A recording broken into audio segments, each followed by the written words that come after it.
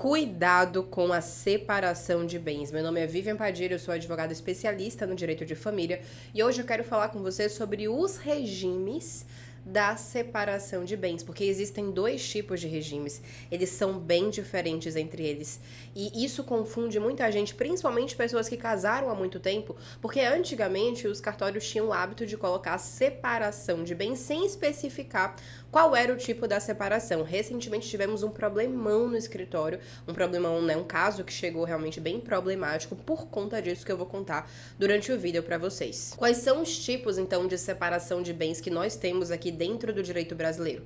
Nós temos dois tipos, a separação legal de bens ou separação obrigatória, é a mesma coisa, obrigatória legal, ou seja, imposta por lei, e temos também a separação convencional de bens ou separação total de bens, como também é conhecida, é a mesma coisa, que é a separação que os dois escolhem. Falando primeiramente sobre o regime da separação obrigatória de bens, esse é o regime que menos contempla os casais porque não foram eles que escolheram, então de fato é uma coisa 100% imposta por lei.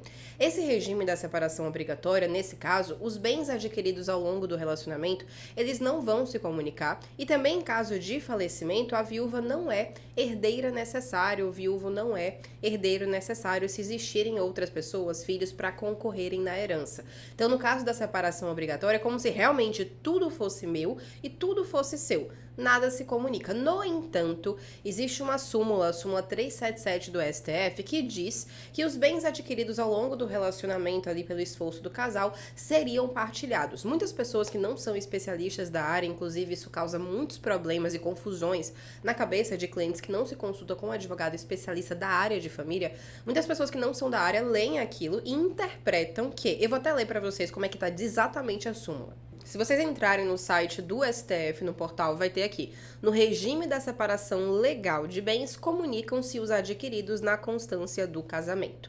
Quem lê essa súmula dessa forma aqui entende o quê? Ora, o regime da separação obrigatória de bens é a mesma coisa do regime da comunhão parcial de bens, afinal de contas, o que for adquirido na constância do casamento vai se comunicar, mas não é essa a interpretação que a jurisprudência, ou seja, que os juízes em entendimentos reiterados têm sobre essa súmula. O entendimento atual é de que, na separação obrigatória de bens, aquilo que se puder comprovar contribuição direta ou indireta é que vai ser partilhado. O que é contribuição, Vivian? Digamos que duas pessoas foram casadas a vida inteira na separação obrigatória de bens e compraram apenas um apartamento. Cada uma contribuiu financeiramente com 50%, só que tudo ficou em nome de um só.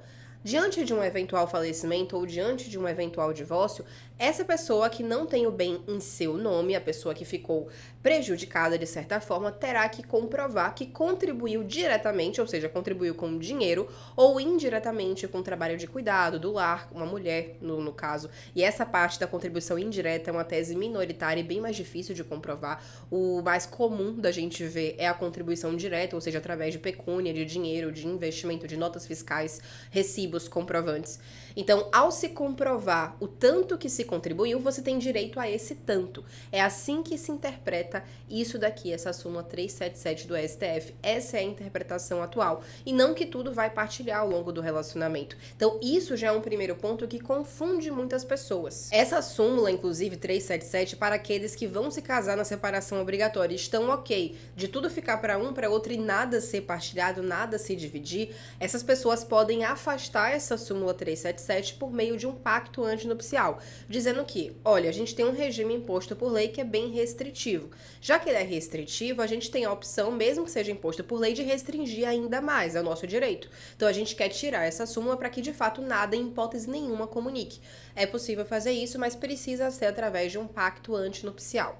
Quais são as hipóteses, Vivian, onde se precisa casar, onde se é obrigado a casar no regime da separação obrigatória de bens? As duas principais que a gente vê são dispostas em lei, mas as duas principais que a gente vê são quando um dos dois já tem mais de 70 anos, e aí hoje em dia também, recentemente, em 2024, permitiram que através de um pacto antinupcial, um casal onde um dos dois tem mais de 70 anos escolha casar através de outro regime de bens, mas vai precisar fazer o pacto antinupcial para poder se casar em outro regime. Então hoje em dia é imposto por lei automaticamente, mas se você quiser, você não precisa casar na separação obrigatória obrigatória. Até 2023 era obrigado, não tinha como escapar disso. E a outra situação é quando não existiu partilha de bens com relação a um relacionamento anterior, por exemplo. Então, duas pessoas eram casadas, se separaram, mas não resolveram a partilha de bens, e um desses dois começou um novo relacionamento. Esse novo relacionamento vai ser regido pela separação obrigatória até que se tenha a partilha do casamento anterior para que se possa alterar o regime de bens. Afinal, e é possível alterar o regime de bens durante o casamento, inclusive tem vídeo aqui no canal somente sobre esse tema. Mas é importante dizer que precisa ser feita a partilha para que não tenha uma confusão patrimonial do antigo relacionamento e do novo relacionamento. É por isso que esse regime de bens é imposto. Por fim, é importante destacar para o caso que eu vou contar aqui, que nesse regime da separação obrigatória, como pode existir essa questão da contribuição direta e indireta, mesmo que esteja só em nome de um dos dois, é obrigatório que ao se comprar e vender bens, tenha a outorga uxória, a outorga do cônjuge, ou seja, a assinatura. O cônjuge precisa assinar para que se façam negócios jurídicos, certo? Já na separação convencional de bens, os dois escolheram, olha, nós dois estamos nos unindo agora, mas de acordo com as nossas vidas, temos filhos de outro casamento, temos certos pensamentos sobre patrimônio que convergem, nós queremos que seja separação convencional de bens e assim nós escolhemos, ok? Em caso de divórcio, o que é meu, o que é seu e nada vai comunicar. Não existe aquela súmula do STF nesse caso aqui. Aqui é outro regime de bens.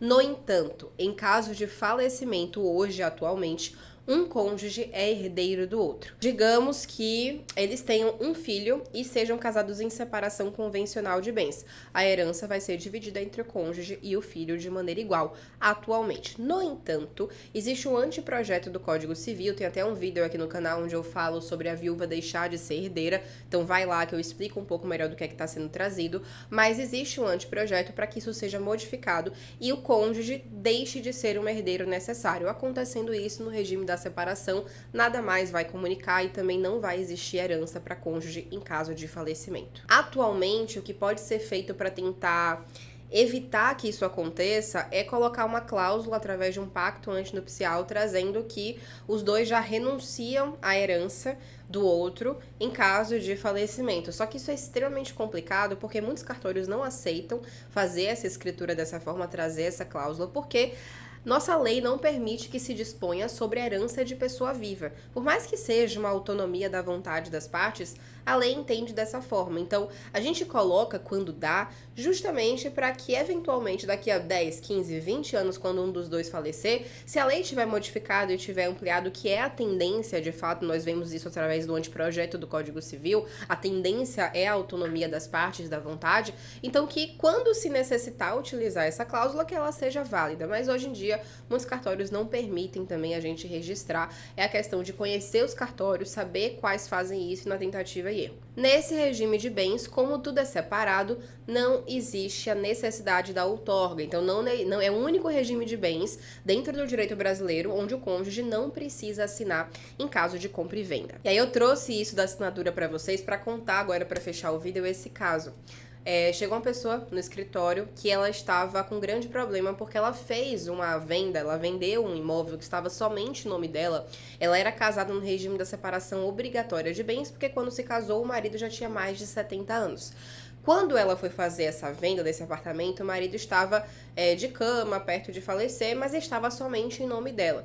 No entanto, por ser separação obrigatória de bens, ele precisaria ter assinado. O problema é que eles dois não sabiam que eles eram casados em separação obrigatória de bens. E o cartório também não se atentou à idade que ele tinha no momento do casamento. Isso porque na certidão de casamento tinha escrito separação de bens. Não dizia se era separação legal, se era separação total, qual era o tipo de separação. E o cartório também cometeu outro erro, o cartório de notas, na hora de fazer a compra e venda, que não observou e lavrou a escritura sem a assinatura do cônjuge. Quando ela foi registrar no cartório de registro de imóveis, quando a compradora, na verdade, do imóvel foi registrar, não conseguiu, porque cada documento falava que era um regime diferente. Os 3 documentos falavam de coisas diferentes. Um falava que era separação legal, o outro falava que era separação convencional e o outro falava que era separação sem nenhum detalhe. E isso simplesmente virou um problema problema gigantesco. Ela não conseguia efetivar a venda foi feita, mas ela não conseguia escriturar a compradora, ameaçou o processo, teve vários problemas.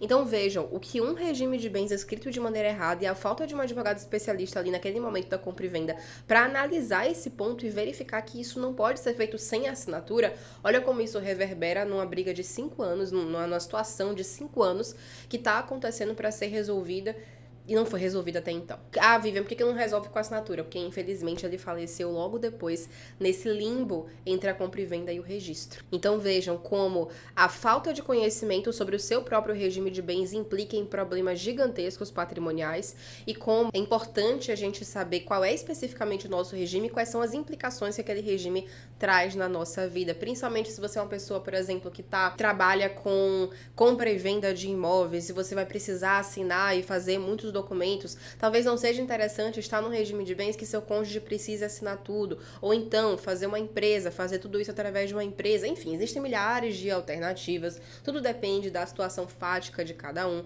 e se você chegou até esse vídeo pesquisando mais sobre separação de bens, porque você está buscando fazer um pacto antinupcial, ou uma alteração de regime de bens, você está buscando mais informação sobre isso e ficou com alguma dúvida sobre o seu caso específico, aqui na legenda fica o contato do escritório para que você possa falar conosco. Se foi alguma dúvida sobre o vídeo, pode deixar aqui nos comentários também que nós estamos sempre olhando para responder. Não esquece de compartilhar esse vídeo com um amigo que também vai aproveitar desse conhecimento. E de se inscrever no canal.